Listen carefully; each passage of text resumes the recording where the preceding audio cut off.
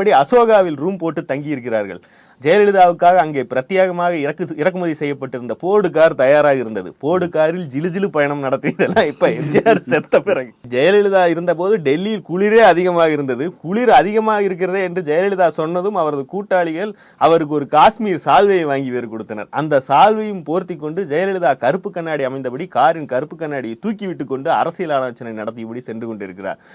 உடனே ரத்தத்தின் ரத்தங்களே, இவருக்கு அவங்கள் ஓட்டு, இத்தனையும் சொல்லிட்டு இதை சொல்லும் போதே அவனு படிக்கிறவனுக்கு அங்க போகணும் போல தோணுது. கடைசியில அப்படிதாங்க ஆகி போச்சு.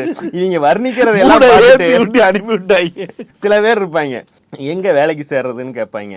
நீங்க இங்க வேலைக்கு சேராத, அங்க ஆண்கள்லாம் ரொம்ப மோசமா இருக்கிறார்கள், பாதுகாப்பு உனக்கு அங்க பாதுகாப்பு இல்லைன்னு சொன்னா சரிங்கண்ணா அப்படின்ட்டு அங்கேயே வேலைக்கு போங்க. ஏன்னா உனக்கு வேலை அங்கதானே நடக்கும்.